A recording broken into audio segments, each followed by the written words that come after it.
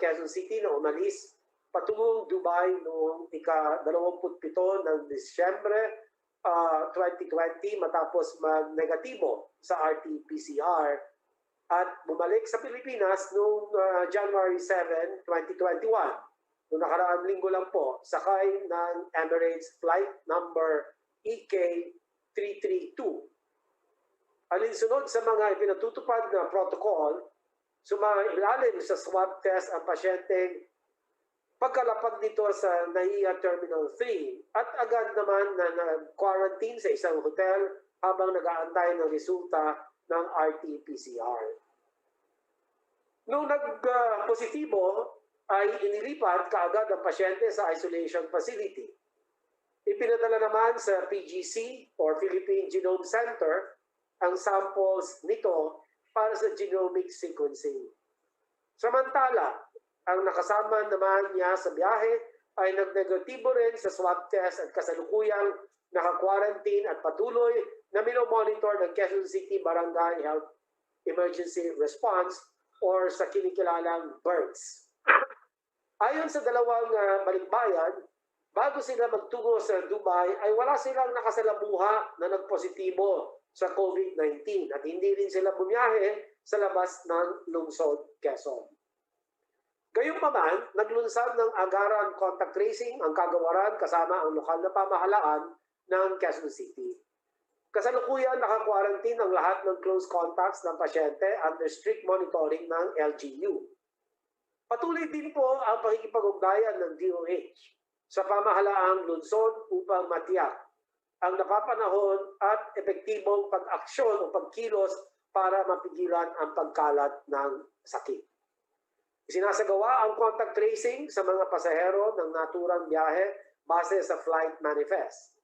Pinangalalahanan ng DOH ang lahat ng bumiyahe sakay ng Emirates Flight EK332. Ito po ay nangyari noong January 7, 2021 at sila po ay pinapakiusapan na makipag-ugnayan sa kanilang BERTS or Barangay Health Emergency Response Teams. Samantala po, paigtingin ang inyong pamahalaan ng genomic surveillance kada linggo sa mga pasaherong papasok ng bansa, sa mga lokal na kaso, sa mga pasyenteng nagpositibong muli sa COVID-19 at sa mga napapalitang lupon ng mga kaso. Nakipag-ugnayan na rin ang DOH sa Department of Interior and Local Government upang magsagawa ng contact tracing hanggang sa 3rd degree para sa mga magpopositibo sa variant. Bagaman mas nakakahawa ang naturang variant, ay hindi na iba ang paraan ng pagkalat nito.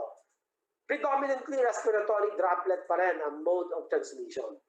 Kaya muling nananawagan ng DOH sa mga ahensya ng pamahalaan, sa mga lokal na pamahalaan, at sa publiko na paigtingin ang pagsunod sa minimum public health standards at mahigpit na ipatupad ang lahat ng quarantine protocols upang maiwasan ang paglaganap ng COVID-19 at mapabagal ang pagkakaroon ng mga bagong variants ng SARS-CoV-2. Inuulit po namin ng DOH na ang ating po minimum public health standards ay siya pa rin ang pinakamabisang laban sa anumang variant na matutuklasan ng SARS-CoV-2. So sa puntong ito, ako po ay muli nagpapasalamat sa pagkakataon ibinibigay ninyo sa Department of Health para makapagbigay ng updates patungkol po sa UK variant. So sa ngalan ng DOH, maraming salamat po muli sa lahat. Maraming salamat, Secretary Duque. Bago po tayo magpatuloy sa ating special presser ngayon, nais ko lamang pong i-acknowledge ang ating IATF Task Force on COVID-19. No? So it is chaired by, of course, Yusek Maria Rosario Singh Vergerio of the Department of Health. Here in the call with us is the co-chair po, no? Executive Director Jaime Montoya of PCHRD. The members of the task force include the following po: si Dr. Ana Ong Lim, si Dr. Marisa Alejandria, Dr. Edsel Maurice Salvania, Dr. Eva Maria Cuchonco de la Paz ng UPNIH, Dr. Cynthia Saloma ng Philippine Genome Center. Wala naman po ngayon sa atin, no, Kasama ngayon dahil may prior commitment sila si Dr. Celia Carlos ng RITM and Dr. John Wong ng Epimetrics. Ngayon po, sa susunod na parte ng ating special presser, nais ko pong tawagin si Yusek Rosette Vergere upang magbigay ng detalye or ang case narrative po natin. Yusek?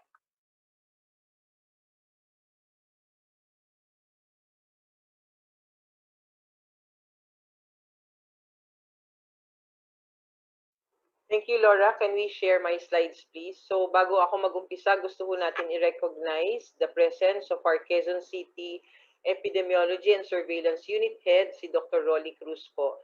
Pagkatapos ko po magbigay ng maikling overview ng kaso na ito, ay bibigyan po natin ng panahon si Dr. Rolly para makapagbigay ng update sa response na ginagawa ng Quezon City Local Government.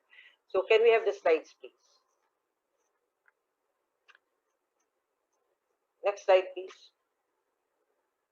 So the reported UK variant case in the Philippines is a 29-year-old male residing in Quezon City with his girlfriend, mother, and 2 siblings. The case and his girlfriend are real estate agents who have not reported physically at their office, and they only go out only for essentials. The case have not reported any comorbidities, and they have reported that they had no travel outside of Quezon City this December or no known exposure to a confirmed case or a setting with known cases. Next slide, please. So this slide would show you the timeline of this health event. On December 25, the couple was swabbed in preparation for their trip to Dubai. On December 27, both yielded negative results from their RT-PCR test. While in Dubai, they visited malls, groceries, and tourist sites, claiming to be adhering to minimum public health standards. So let me just clarify. On December 25, the couple had their RT-PCR test done here in the country and it yielded negative results. So they went to Dubai and upon entry in Dubai, they were swabbed again and the results were also negative. So on January 7, the couple arrived in the Philippines, both showing no symptoms. As UAE is not part of the travel restrictions for the UK variant, both underwent the usual protocol for international travelers. They were swabbed upon arrival and they stayed in a hotel while waiting for their results. On January 8, the test results were out. The male tested positive while the female was negative. He was immediately transferred to an isolation facility while she remained under quarantine. Albeit the fact that UAE was not a country of interest as it relates to the UK variant, after 5 days on January 13, the Philippine Genome Center has completed the genomic sequencing following their gradual expansion of their surveillance efforts. The sample was shown to be positive for the UK variant. At this point, we'd like to commend the efforts, of course, of our Philippine Genome Center and, of course, the one-stop shop of the government, of our government agency, because they were able to detect this variant in spite na hindi po kasama sa protocol ang Dubai or ang UAE dito po sa dapat na ibibigay para sa Philippine Genome Center to process. So all incoming passengers were included as part of the swabbing and as part of the sequencing so that we can be able to detect this variant. Next slide, please. Contact tracing has already been initiated. Contacts prior to departure in Manila were identified, which are all the 5 household members. They were isolated already and their specimens are collected. Contact tracing of Emirates EK332 has already been started. Of the 159 passengers, excluding the case, 92 or 58% had already been contacted, and 52 or 64% of these 92 have already responded. 23 were seated in the front rows, also behind or at the side of the case and his girlfriend. 15 or 65% were already contacted, and 12 or 80% have already responded. Those who did not respond had unattended phones, numbers cannot be reached, wrong numbers, or they have rejected the calls of our contact tracers. So our RESU and CESU are already engaged to physically locate the cases and determine their health, laboratory, and quarantine status of these contacts. We now are encouraging passengers to actively reach out to public health authorities for contact tracing so that we can provide appropriate management. Next slide, please. Aside from the case investigation and contact tracing of Quezon City close contacts, passengers in flight and those who attended to the case upon arrival in the Philippines by the Department of Health, Metro Manila RESU, and CESU of Quezon City, the Department of Health has already counseled and clarified queries and concerns of cases and interviewed close contacts. All identified close contacts were already quarantined in the facilities and their specimens collected. All contacts that will be identified shall undergo facility-based quarantine and testing as well. In coordination with the Quezon City government, active case finding in the barangay where the case resides have started, and they have heightened their surveillance to monitor sudden or continuous increase in the number of cases in their areas. Next slide, please. Now, the updates on the close contacts of the Filipina case in Hong Kong. We would like to provide these updates on the contact tracing done in the Filipino case detected in Hong Kong. The contacts were positive on RT-PCR initially, but we noted all except one had a CT value beyond 30, meaning the CT value in the laboratory results showed a lower viral load. So to have a more definitive information, whole genome sequencing was done, and it showed that the UK variant was not detected in all of the contacts of this Hong Kong case. However, given their exposure, we give more precedence to the initial results, which showed all these cases were positive, and they are all under strict facility quarantine and close monitoring. So that is all. Over to you, Laura. Thank you so much, Yusek Vergere. Now, we would like to get a few words po and updates from the City Epidemiology Surveillance Unit Head, Dr. Rolly Cruz. Dr. Rolly Cruz, the floor is yours po.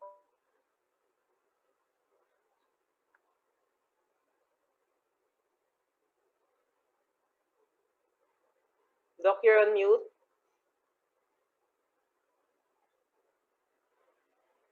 All right. Okay. Good morning, Ma'am.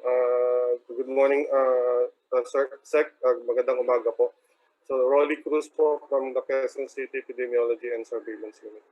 As narrated po ni Yusek, ni-review po natin yung timeline ng ating first COVID variant dito sa ating sa Quezon City. No? So, nung nalaman po nung ating case na nag-positive siya sa swab sa airport at naandun na sila sa hotel, nag-request po yung case natin sa kanyang magulang na kung pwede sila ay tulungan ng barangay na mailipat sa malapit na quarantine facility sa Quezon City. No? So tinigunan po to ng ating barangay sa Quezon City at sinundo po sila sa BERT ng barangay na ito papunta dun sa quarantine facility ng barangay natin. So, and then after that, nilipat po natin ito sa ating Hope facility, which is a much bigger quarantine facility ng Quezon City. So, before ka matanggap dun sa quarantine facility ng Quezon City, kailangan na ina-x-ray natin sila.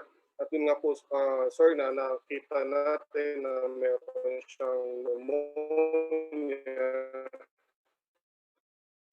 at undergoing siya ngayon ng treatment for the pneumonia. Ating lahat, kung sino mga naging close contact niya after niya ma-diagnose. So naka-isolate na po ngayon yung mga BERT na sumundo sa kanya, yung nag-asikaso sa kanya dun sa barangay quarantine facility, yung hindi na po tayo magpapapasok dun sa Hope facility na pinaglagyan siya ngayon. At yung mga umasikaso sa kanya dun sa local hospital during nagpa-x-ray siya. So lahat po yan ay na-identify na natin at dine-determine na lang natin kung kailan sila tamang matest, no, para maayos natin yung kanilang swabbing. Yung pamilya po nila ay na-quarantine na po at ongoing po ang pagpunta ng ating field team para po sila ay ma-swab, no? At ma-determine yung kanilang mga close contact pa. Yung living partner ng ating case ay nasa home facility na rin po at kasalukuyan po rin pinapacilitate ang kanyang testing. So lahat po yan ay matatapos bago pananghali ngayong araw na ito.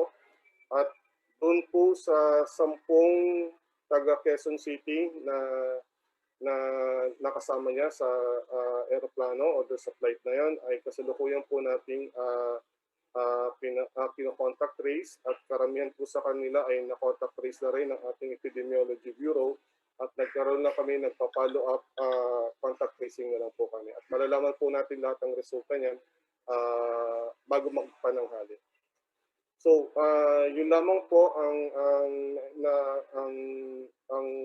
ating update sa contact tracing natin na ginagawa sa bagong case natin ng UK variant dito sa Quezon City.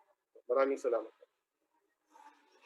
Maraming salamat po, Dr. Cruz. Now, we go on to get a few messages po, a few words po, no, from our experts. Can I begin with Dr. Jimmy Montoya?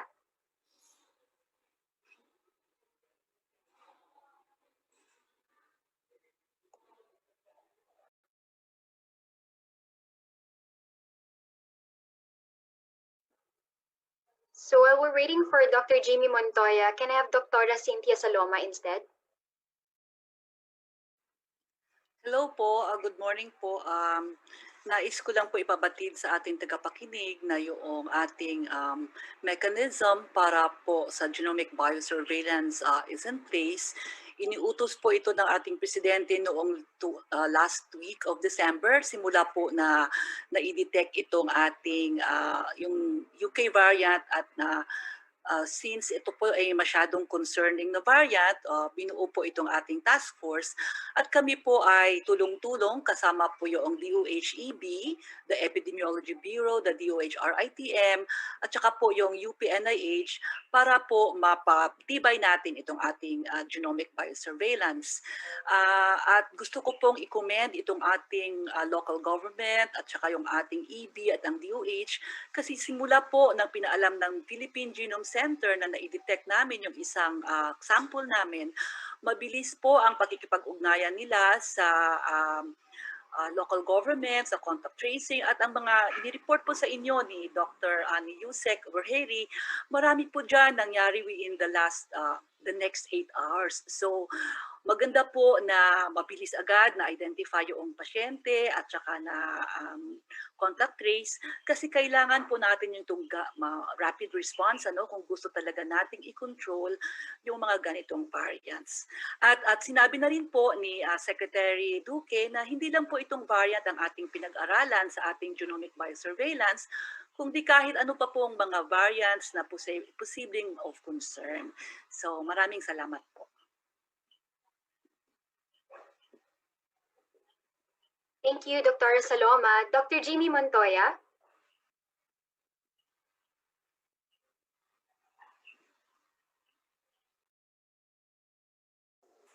Okay.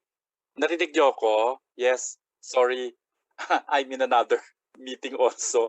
Anyway, yes, I completely support the decision, the recommendations of our expert panel. And I think what we'd like to emphasize, na ito ay normal na nangyayari, yung mga variants na tinatawag. At handa naman at all systems are in place to be able to monitor these developments at tayo ay makarespond kaagad pag ito ay na-identify. Kaya po ang priority natin ngayon ay makontrol o ma-prevent ang introduction sa ating bansa at ito po ay ginagawa na at kami po ay nagpapasalamat sa ating mga ahensya ng pamahalaan na tumulong para ito po ay ma-identify kaagad sa port of entry. So yun lang po. Thank you po. Dr. Eva of UP-NIH po. Magandang umaga po, Secretary at sa ating mga tagapakinig. Ang nais ko pong sabihin, naging angkop at sapat ang naging tugon ng Department of Health at mga sangay ng gobyerno sa UK variant at ano pa mang variant ng SARS-CoV-2 na pwede pong matukoy. Una po, gumawa kaagad ng pangkat na nagtatrabaho sa technical na aspeto nito or technical working group sa pamumuno po ng Department of Health at Department of Science and Technology. Pangalawa po, pinatibay ang genomic surveillance efforts ng bansa sa tulong ng UP Philippine Genome Center, RITM, UP Manila National Institutes of Health at Epimetrics. At patuloy pa po palalakasin ang genomic surveillance na ito. Pangatlo po, naging mas mahigpit ang border control.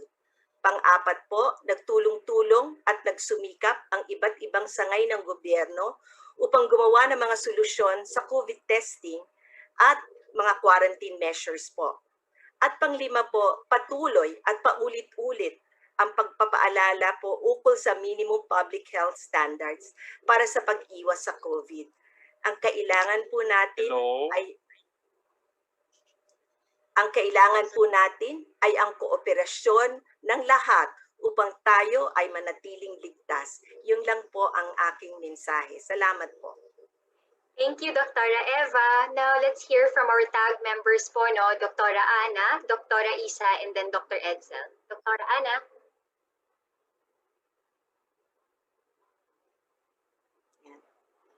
Magandang umaga po sa ating lahat. Although nakakabahala ang balita tungkol sa UK variant na ating na-detect ngayon sa isang traveler na bumalik galing sa ibang bansa, I think we should be reassured that this is evidence to show that the system is working. Nakita natin na dahil nasunod yung mga protocols na nailatag noon pa mang nagsimula yung concern about the UK variant, itong traveler na nanggaling sa bansang hindi nga kasama ng travel restrictions ay ating nalaman na meron palang infection and ang karapat-dapat na interventions ay nagawa in a very timely fashion. So, having said that, I think for our communities, no, ang pinakamahalaga pa rin ay yung realization na nasa kamay natin ang pag-iwas sa pagkakahawa and ang pag-iwas doon sa ating pagkalat ng sakit. Although paulit-ulit na natin itong sinasabi and maaring nagsasawa na po ang ating mga kababayan, I hope no maintindihan nating lahat na itong napakasimpleng mga measures tulad ng making sure na tayo ay parating naka-mask and shield, tayo ay sumusunod sa physical distancing, lumulugar sa mga venues na maganda ang air circulation, at maingat or conscious about the time element, ay siya pa rin mga susi para makaiwas sa infection. And regardless whether this is the UK variant or other variants or the regular SARS-CoV-2, pare-pareho pa rin ang dapat ating gawin at ating susundin. Thank you. Thank you, Dr. Ana. Dr. Isa.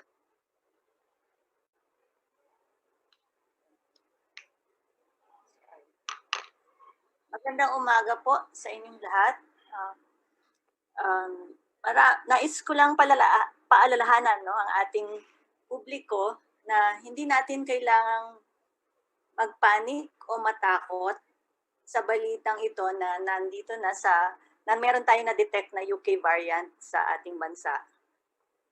Pagkos pinapakita nito na maganda ang ating surveillance system, no? Na pick up natin agad ang bagong variant. So patuloy tayong dapat magtulungan sa pagkontrol ng paglaganap nitong virus at nitong bagong variant. So nakita natin na naisagawa ang mga tamang measures, no, para ma-prevent ang pagkalat nitong bagong variant na to. Sa ganon pa rin ay patuloy tayong mag-ingat.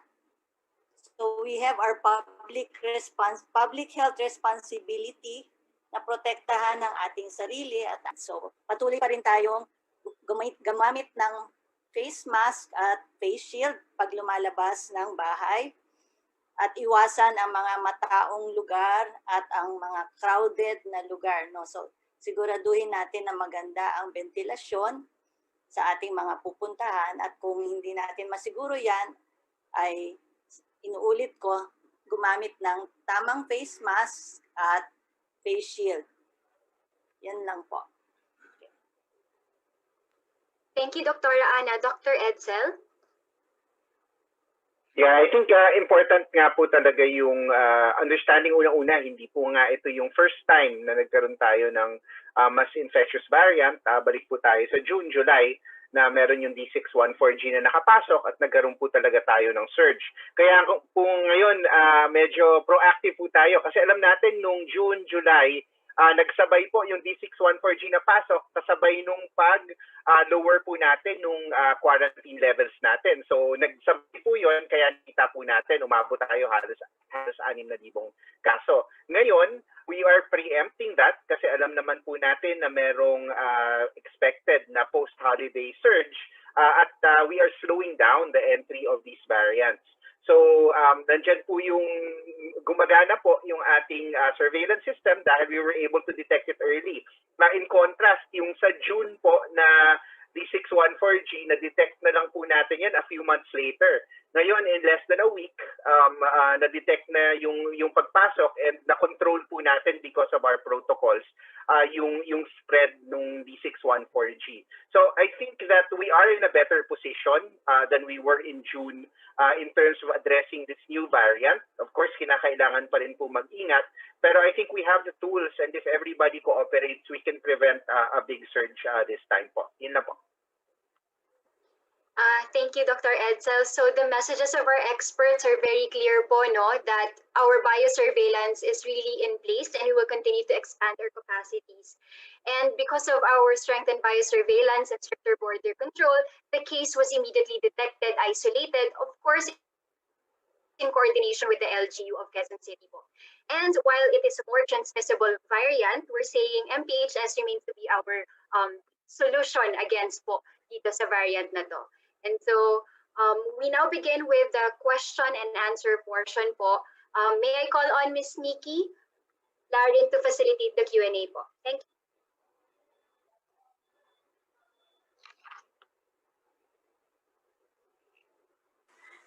Good morning, everyone. We'll be going through the questions that were submitted by our media partners po. We'll start po with the first question.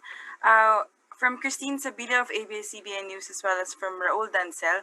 They're asking po, yung na-contact trace po are contacts ng couple sa Quezon City, sa families nila, plus the passengers on the flight. Paano po yung flight going to Dubai? And they're also clarifying some details po regarding what Secretary Duque announced last night. He said the man's parents were asymptomatic. Did they test positive? If so, was it the UK variant?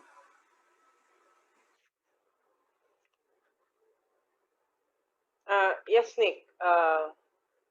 Wala si Sec. Okay, yun pong mga magulang nung kaso natin, hindi po sila nag-test positive pa, no? Sila po ay ite-test pa lang. Sinasabi lang na wala silang simptomas sa ngayon. Ang na-test pa lang kasi, pagkadating, kasama niya kasi yung girlfriend kasamang na-test and tested negative. Pero ngayon, according to our CESU from Quezon City, si Dr. Rolly, i-re-swab nila, no, itong girlfriend, just for us to be sure. And the first question, Nick, again, please. Ma'am, from Raul Dancel, or Christine Sabila rather, the families daw po, kung paano po yung flight going to Dubai? Yes, can we call on Dr. Thea de Guzman to explain the contact tracing that we are doing and what would be the extent of this contact tracing? Sec, Yusek, and all our participants, good morning po. So kagabi po, sinimulan na po namin agad ang ating pagko-contact trace. Lahat po yan ng mga nakasalamuhan ng ating kaso bago po siya umalis sa puntang Dubai, habang siya ay nasa Dubai at itong pagdating po niya sa Maynila. At kasama po dun yung flight papunta rin pong Dubai. Nakuha na po namin ng manifesto mula sa Bureau of Quarantine. At yan din po ay isasabay natin sa tuloy-tuloy na contact tracing, hindi lamang po sa ating communities, pati din po sa mga pasahero ng flight na sinakyan niya pabalik po ng Philippines. Thank you po, Yusef. Maraming salamat po, Dr. Thea. We'll be moving on to the next question po from Bons Magsambola Rappler. Ito na po ba yung results ng genome sequencing for the second batch, which supposedly kasama ang close contacts ng OFW in Hong Kong? Yes, the answer to that is yes. Thank you, ma'am. Next question po from Red Mendoza. Ilan po ang nasa flight manifest and do they have contact details that DOH can reach? How cooperative is Emirates regarding tracing? And if the said person did not have any exposure to a confirmed case prior to departure from Dubai, ibig sabihin po ba nito ay na-infect po siya possibly sa airport? Yung tungkol dun sa infection, no, kung ano yung source of infection, pinag-aaralan pa po natin yan sa ngayon. Marami pong factors that we need to consider, like the number of days from the time that they left the Philippines until they reached Dubai. Ano ba yung mga naging activities in Dubai where we were provided with this information by the individual himself who tested positive for this variant. So pinag-aaralan pa yan. For the other questions, Thea, can we again call Dr. Thea de Guzman to provide the details on this said contact tracing? Yes, we said again po. So for the flight going back from Dubai to Manila, there were a total of 159 passengers, aside from our case.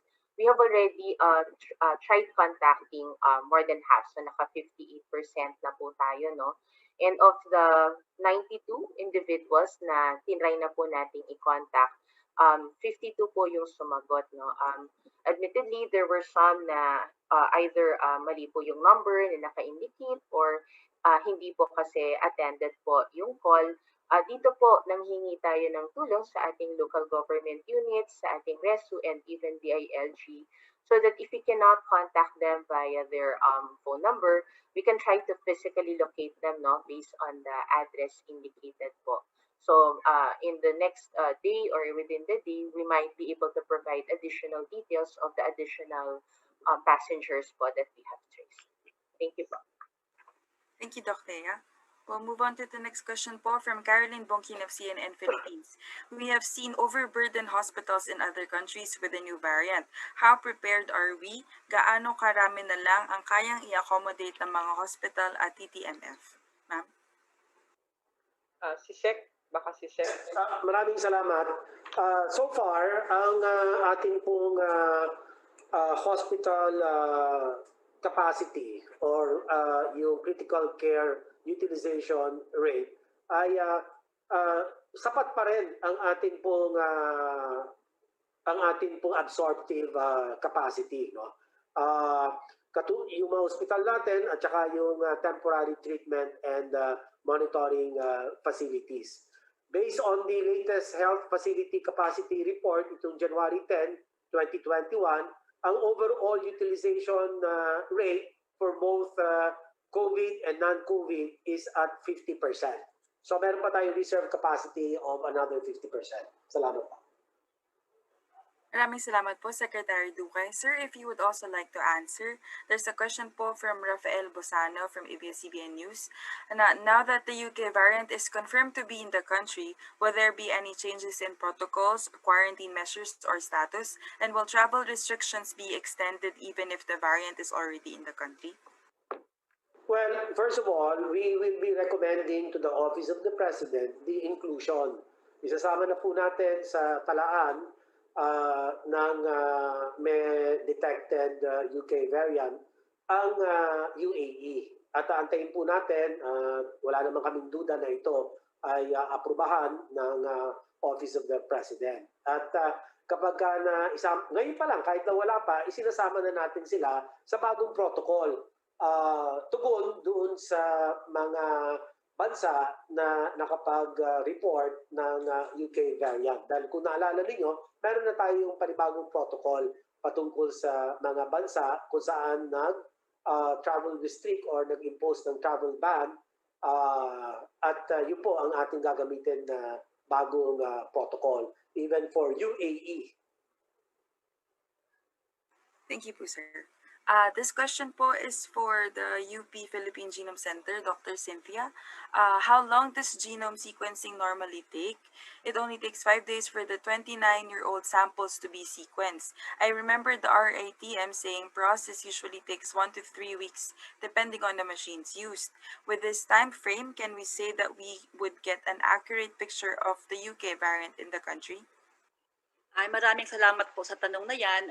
Gusto ko lang po ipabatid sa ating tagapakinig at saka sa nagtanong na ang ginagamit pong workflow ng Philippine Genome Center, ito po yung FDA approved ng Amerika at ng Pilipinas din. Ito po yung Illumina COVID-Seq na workflow na pwede po talaga siya pang diagnostic. So meaning to say, the turnaround time should be less than 3 days. Yun po yung ginagamit natin. Kung minsan, tumatagal lang po yung ating analysis kasi usually po yung COVID diagnostics, sasabihin mo lang positive, negative. Pero yung ating Philippine Genome Center po nabigyan pa ng additional na responsibility na hindi lang magsabi ng positive or negative, kailangan din po natin i-identify yung lineage. So that is of course another extra time. Pero kung tuloy-tuloy po ito, parang almost in real time. Pero gusto ko lang din po ipabatid na let's say may magbibigay sa amin ng 5 samples, 10 samples, hindi po yan namin ma-analyze agad kasi dapat po 750 at a time ang atin pong ipaprocess. Kaya pinupull po yung ating mga samples at saka pinaprocess po in one batch. Yan lang po. Maraming salamat po, Dr. Cynthia. Yusek Crisette from Raul Doncel of Straight Times. How is the task force led by Yusek Verheri calibrating the nation's COVID-19 response now that we have this new variant? Well, as what the Secretary said in his interviews and also what all of us are saying right now, kami po ay nag-analyze na ng ating sitwasyon for these past days.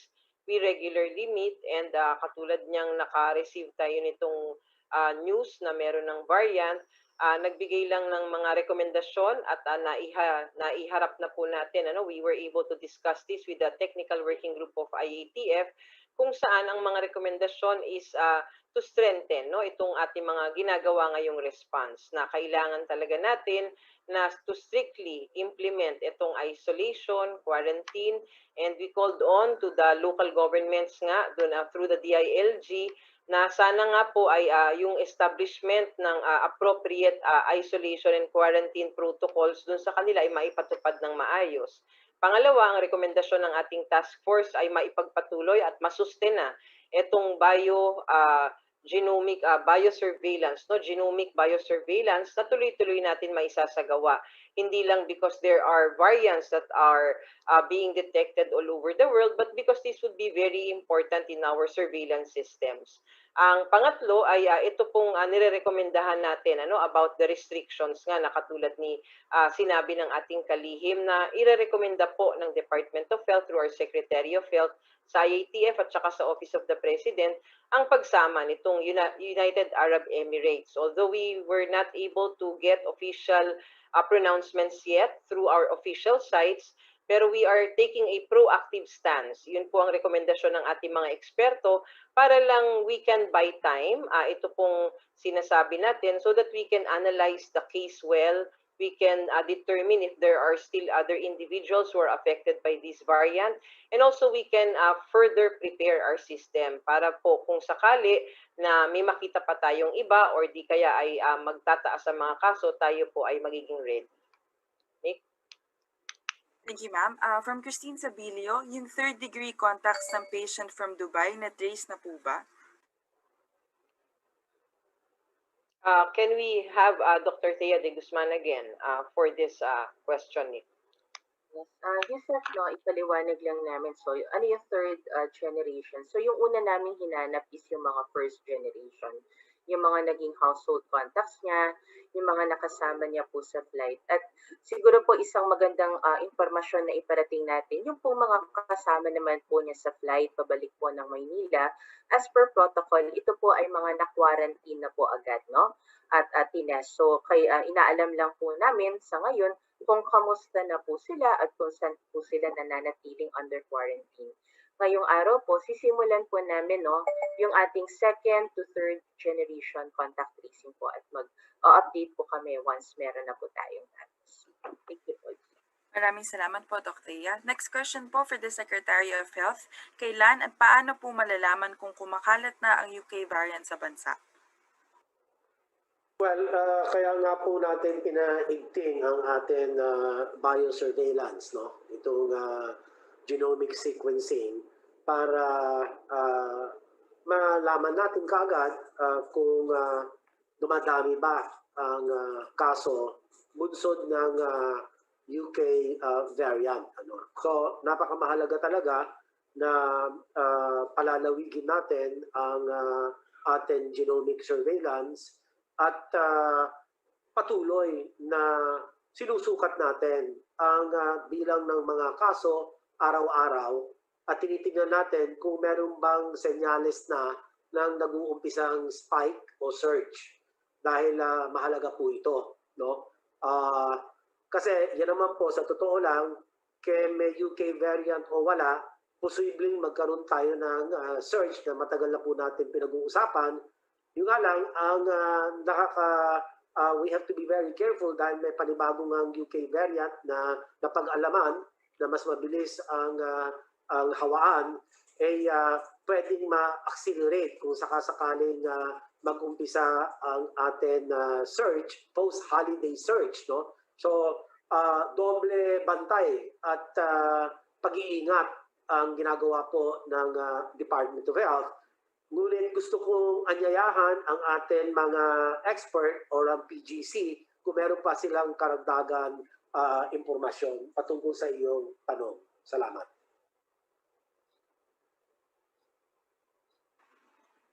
May I say something po? Go ahead, Dr. Cynthia.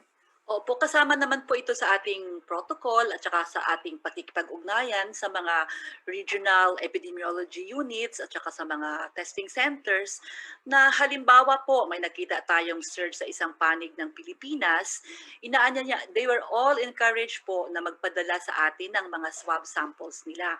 Kaya po yung ating protocols na ginagawa together with the Epidemiology Bureau is dinidesign po natin yung mechanism na paano nila i-pack at saka ipadala sa Philippine Genome Center itong mga samples nila para isama po natin sa ating batch processing na mga 750 at a time po. So, gusto ko pong ulitin na the moment po itong ating genomic biosurveillance, may lugal o may manotice po yung ating mga disease reporting units at saka ang DOH po natin sa mga rehiyon at saka sa mga syudad, pag may manotice po silang parang may nag-spike, immediately po they are encouraged to send the samples to us so that malaman po natin kung pare-parehong variant ang nag-spread doon sa kanila. Yun lang po. Ibig ko rin bigyan diin na dito we are not defenseless. Hindi naman parang wala tayong laban. Yung ating pong dati ng ginagawa for the last 11, 12 months ay pinaigting natin ito sa mga dumaan na mga panahon at kaya nakikita naman natin na napababa natin ang bilang ng mga bagong kaso ng COVID, whatever is the variant. So, yung pagsusunod doon sa ating minimum public health standards ay talagang napakamahalaga. Huwag po natin babaliwalain ito. Huwag po natin isasantabi ito. Bagkus, kailangan pa talagang mas maging maingat tayo at ang malinaw na patunay na epektibo laban dito ay yung pa rin minimum public health standards at the individual level and at the local government level, yung pa rin atin limang strategiya mula sa prevention, early detection, aggressive isolation, contact tracing, quarantine, testing, yan pa rin po, no? At sa mga ospital ay ang atin sapat na suporta para mas effective ang management, clinical management, ano, ng ating mga severe critical cases. So, lahat po ng strategiya natin yung 5, kung tawagin natin the PDITR strategy. So, we are leveling this up, ano. So, handa na po tayo. Salamat po. Maraming salamat po. To our experts, Dr. Edsel, to you, Secretary, or to the Secretary of Health, a question po from Red Mendoza of the Manila Times. Would like to highlight what Dr. Salvana said. So the June surge was a lesson learned, kaya ngayon lang po tayo nag-strengthen ng protocols to prevent the variant. Dr. Edsel? Yeah.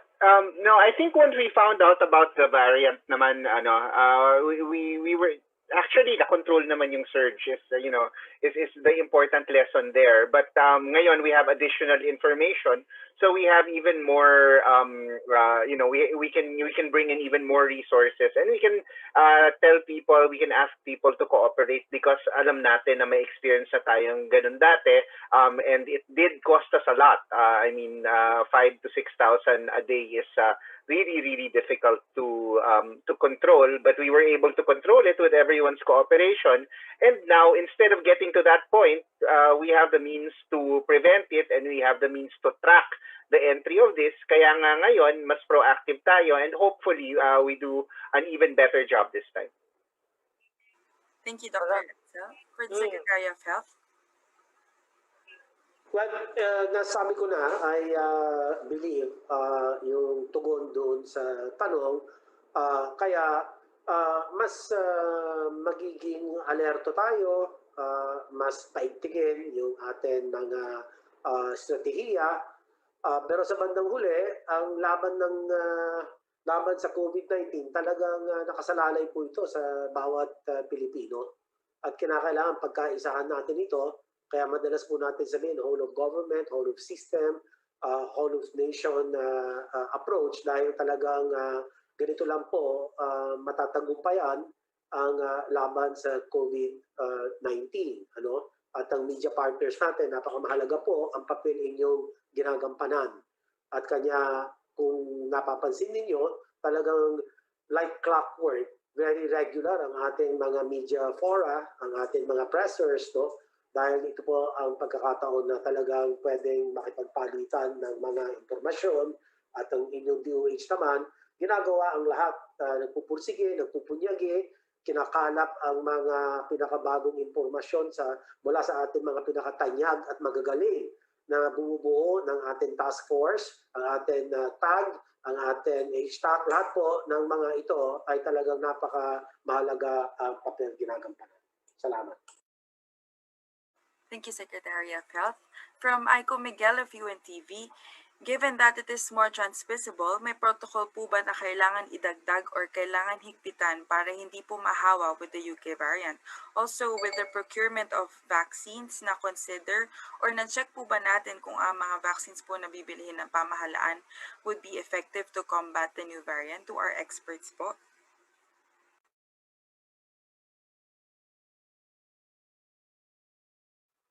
Nikki, can I try to answer that? Go ahead, Dr. Anna. Thank you po. So that's a very important question kasi very practical considerations. Mabuti na nga lang na ang pagkakaintindi natin sa variant na ito is it's still transmitted through the same route, through droplet primarily. And kung ito nga ang paraan by which nakakahawa siya, yung ating minimum public health standards and correct na paggamit nitong mga personal protective equipment remain to be the most important defenses that we have.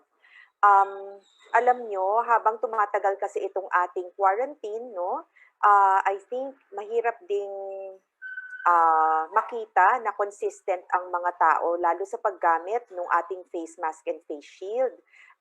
Alam nyo kasi, syempre, araw-araw pumupunta pa rin naman ako ng ospital at marami pa rin ako nakikitang tao sa daan. Karamihan talaga na naka-face shield, ay nakaangat ang face shield at ginagawang headband. So, may I remind everybody to please, total ito talagang ating weapon or sandata na magagamit para makaiwas sa pagkakahawa, gamitin po natin ng tama. Otherwise, hindi ho natin mapaproteksyonan ng ating sarili. So, yung pangalawang tanong regarding the vaccines, napakarami kasing vaccines under development and halos every week may mababalitaan tayong bagong na ilo-launch sa market. No? So that's our primary advantage. Napakabilis ng progress ng science. Marami pong available na pwede po nating mapakinabangan.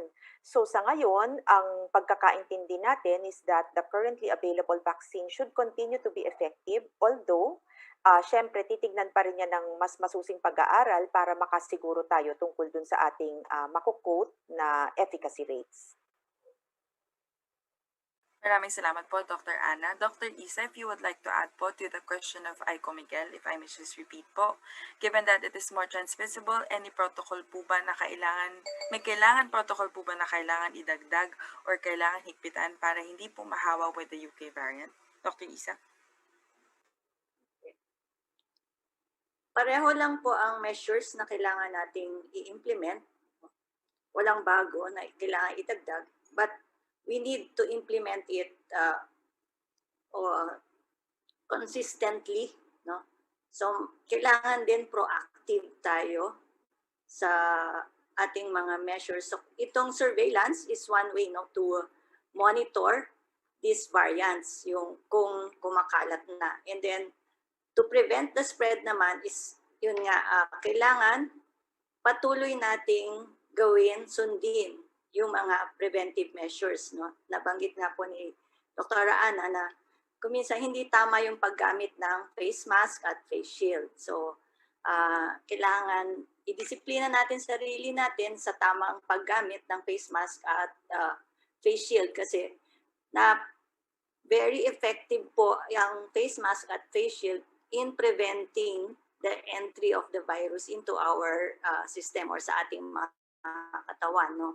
So, napipigilan ang pagkalat ng virus. So, pag umuubo, pag nagsasalita ng malakas, kumakanta, yun kasi yung mga activities, no, na pwedeng ma-spread ang virus. At nasabi nga namin na pareho pa rin ang mode of transmission o ang pag-transmit nitong virus, pareho pa rin ang mga simptomas. So, kung may naramdaman kayo at tingin nyo na expose kayo sa isang may COVID, kailangan magkonsulta, mag-isolate na at laging nakamask, no?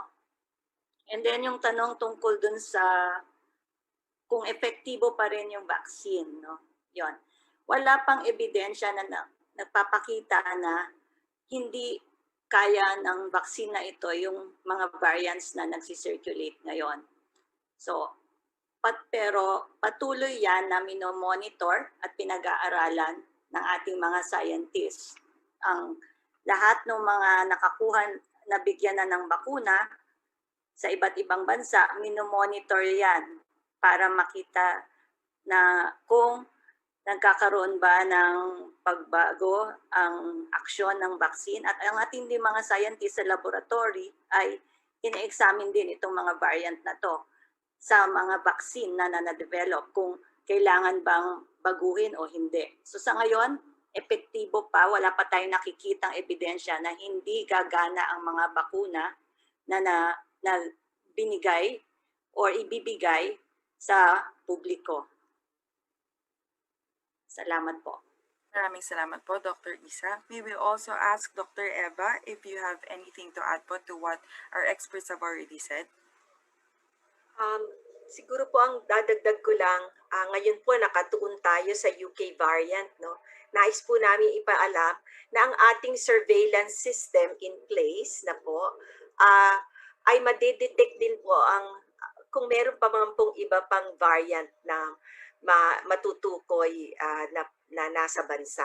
So hindi po ito lang variant na ito. Kahit ano pong variant na makita sa sequencing ay marereport din po ng ating UP Philippine Genome Center at ito po ay in close coordination po with the with the Department of Health Epidemiology Bureau. Yun lang po. Maraming salamat po. There's also a question here. Given that Dubai is not part of the travel restrictions na kinukuha na ng sample, pero may nag-positive pa rin, will you recommend to enforce the mandatory 14-day quarantine to all returning passengers, regardless kung saan po sila galing? And magkakaroon din po ba ng sequencing sa pasahero mula sa ibang countries? To the Secretary of Health. I think that's a very good question, but we need to take that up with our task force. It's a very, very good question, in fact. No? But will have to be addressed at the policy level. So, ang ibig ko po sabihin dyan, baka kailanganin na talaga magsagawa ng mandatory quarantine for all, even those coming from countries not having reported the UK variant, because as experience is now telling us, we were able to discover this, and thanks to the PGC and the OTR for their they're monitoring these cases. In fact, I should like to commend the OTR, no? Dahil sila nagsabi na ipadala nyo na rin yan kahit na hindi galing sa country that has reported a UK variant. So, ganun din, ang PGC ay tumugon sila at dito nga nakita natin, bunsod ng ating proactiveness, nakahanap tayo ng UK variant outside of the countries that have reported the UK variant. And what does that tell us? Malinaw na talagang yung proactiveness natin, yung mga ginagawa natin, talagang we are very effective, no? Kung sabi nga. But syempre ngayon, meron tayong dapat asikasuhin na policy response, no? So hindi ko pa pwedeng sagutin kung lahat ba ngayon mandatory 14-day quarantine na. So pag-uusapan po ito sa IATF, TWG, and then inirekomenda sa IATF proper. Salamat po. Maraming salamat po, Secretary Duque. To all our media partners, that will be the last question that we can accommodate for today. We apologize po, but please take note that we'll provide updates po whenever we get more accurate information po. Maraming salamat. To the Secretary of Health, sir, may we ask for your final message before we end the forum po? Maraming salamat po. Thank you, Nikki. Ang take-home points na dapat po natin alalahanin sa lahat ng panahon, unang-una, yung ating pong biosurveillance ay pinaigting na natin, nakalatag na po yan, at ipagpapatuloy po na palalawigin natin ang mga kapasidad natin sa tulong, suporta ng buong interagency task force. At dahil nga po, sa pangalawa naman aking take-home point, dahil nga po pinalakas natin ang biosurveillance efforts at mas mahigpit na border control, ang mga kaso ng ditong detected UK variant ay madali natin na tukoy at na-isolate yung kauna-unahang individual, na kung saan na-discover ang UK variant. At pangatlo, lahat tayo, alam naman natin na ang UK variant ay napakita na mas madali at mas mabilis makahawa. At dahil dito, lalo pa natin paigtingin ang minimum public health standards natin at gawin natin ng tama, hindi yung parang we are just doing it out of token compliance. Mali po yun. Yung pag nakakita po ako ng mga individual na ang kanilang face mask asa ilalim ng baba o ang face shield asa taas, ginagamit na parang visor or headband, ay huwag po natin linlangin ang sarili natin dahil napaka mabigat po ang kalaban dito. Simple lang naman po itong mga pamamaraan na ito at gaya ng sinabi ko, we are not defenseless. For as long as we do things right. Ano po? Hindi po token compliance lamang. Dahil ito pa rin po ang talagang napatunayan na dumaan ng mahabang panahon, halos isang taon na po tayo nakikipagbunuan dito sa COVID-19 virus, ito pa talaga ang patunay na effective preventive measure po. No? So, maging kalmado po tayo at let's all mask up Ha? Let's stay calm and let's mask up. Salamat po. Maraming salamat po, Secretary Duque, and to all our experts po. Thank you po everyone for attending this special presser. Thank you po.